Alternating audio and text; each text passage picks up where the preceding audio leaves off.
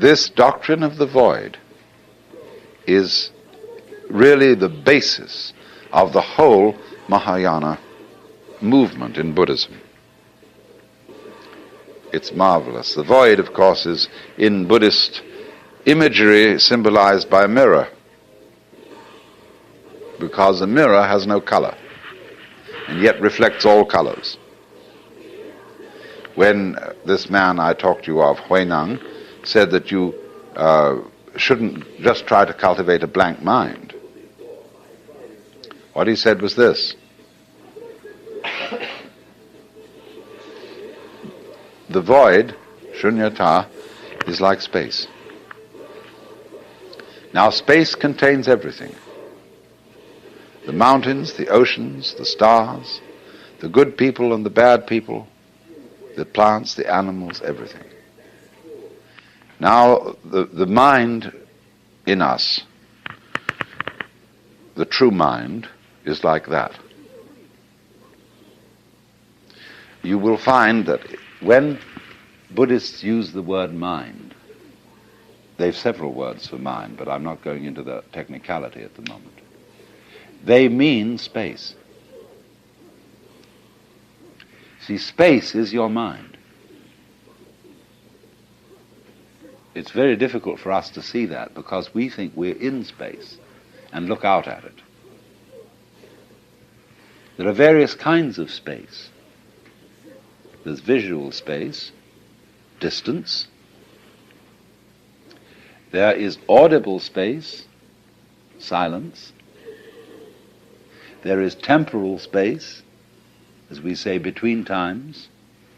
There is musical space, so-called distance between intervals, or the intervals between tones, rather.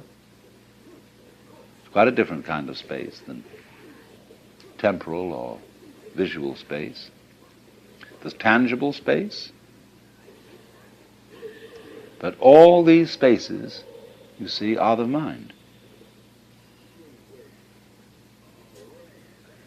They are the dimensions of consciousness.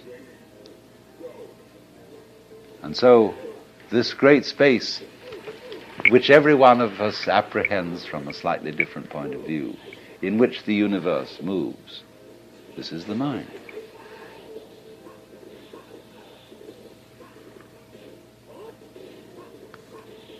So it's represented by a mirror, because although the mirror has no color, it is for that reason able to receive all the different colors. Meister Eckhart said, in order to see color, my eye has to be free from color.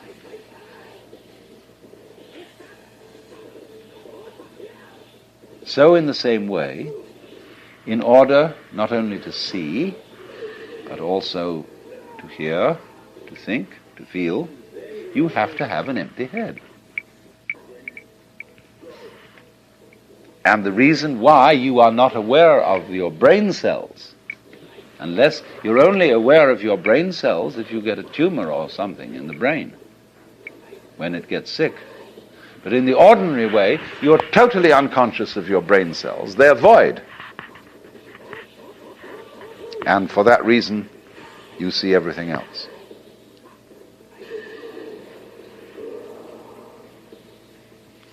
So that's the central principle of the Mahayana. And it works in such a way, you see, that it releases people from the notion that Buddhism is clinging to the void. This was very important when Buddhism went into China. The Chinese really dug this, because Chinese are a very practical people. And when they found these Hindu Buddhist monks trying to empty their minds and to sit perfectly still and not to engage in any family activities, they were celibates, Chinese thought they were crazy. Why do that?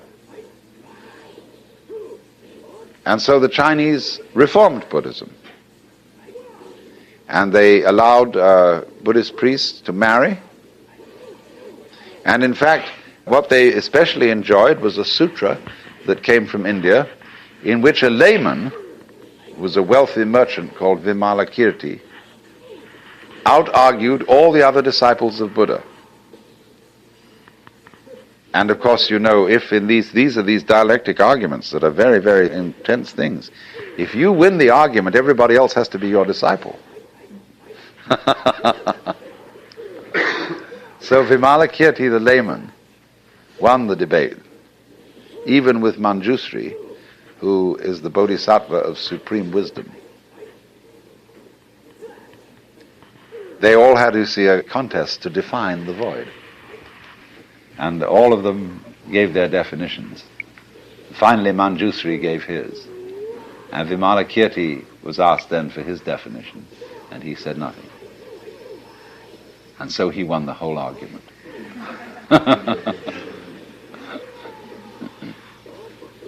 The Thunderous Silence.